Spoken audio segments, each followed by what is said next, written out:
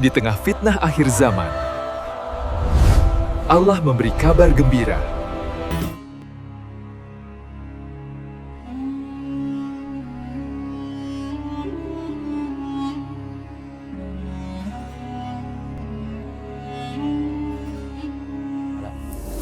Dan kemudian Allah Subhanahu wa taala juga berfirman di dalam surat Al-Kahfi ini, wa yubashshirul mu'minina alladhina ya'maluna as-shalihat anna lahum ajrun hasana, bahwa Al-Qur'an dan di dalam surat Al-Kahfi ada berita gembira bagi orang-orang yang beriman, bagi orang-orang yang mengerjakan amal solih, bahwa bagi mereka kelak pada hari kiamat ada kenikmatan yang sangat luar biasa, bahwa Allah Subhanahu wa taala menyiapkan kenikmatan yang luar biasa, bahwa Allah Subhanahu wa taala menyebutkan ya secara jelas, secara tegas di dalam ayat ini, bahwa bagi orang-orang yang beriman dan beramal soleh, mereka akan mendapatkan annalahum ajrun hasana, bagi mereka pahala, balasan yang terbaik, kenikmatan yang tak terbayangkan, yang tidak pernah difikirkan oleh siapapun, yang tidak pernah diangan-angankan dan dihayalkan oleh siapapun. Setinggi apapun hayalan dan angan-angan manusia tentang kenikmatan, maka kenikmatan surga jauh lebih tinggi daripada daya hayal dan juga apa yang diangan-angankan oleh manusia.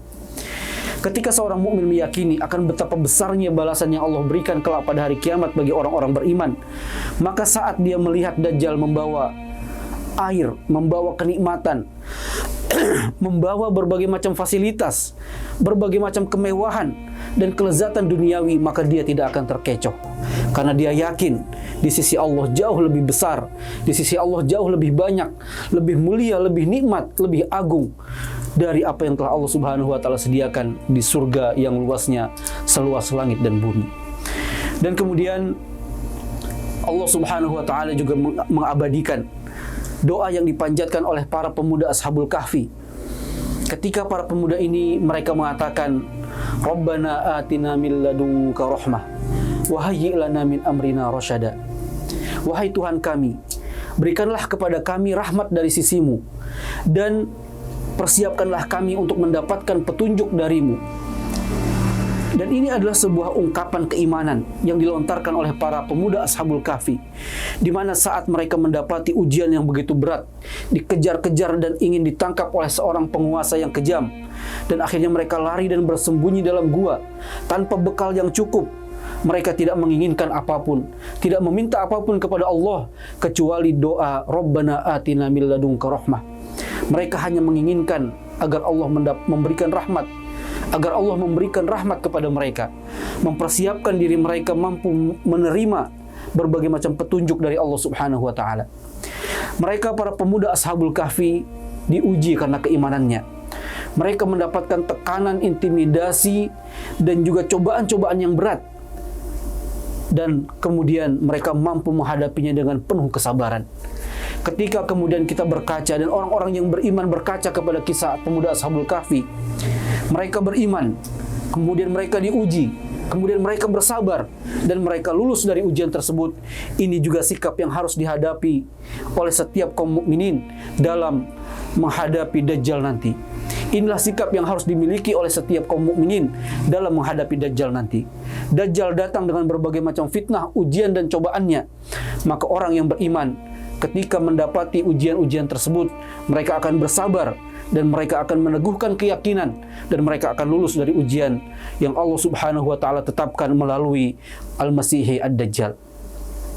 Kemudian di dalam surat Al-Kahfi ini juga ada kisah tentang orang-orang yang tentang seorang manusia yang memiliki kebun, atau disebut dengan Sahibul Jannatain, sang pemilik kebun, sang pemilik dua kebun, di mana seorang pemilik kebun ini kufur kepada Allah Subhanahu wa taala dan dia berteman dengan seorang muslim, dan kemudian diingatkan untuk bersyukur kepada Allah, tapi kemudian justru dia tidak mengindahkan peringatan tersebut.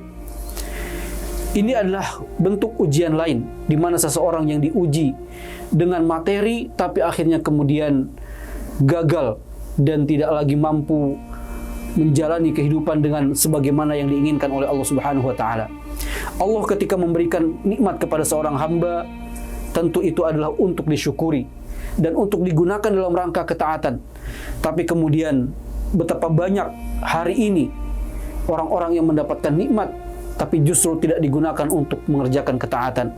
Justru digunakan sebagai fasilitas untuk bermaksiat kepada Allah Subhanahu wa taala atau melakukan kelalaian dan hal-hal yang bersifat duniawi.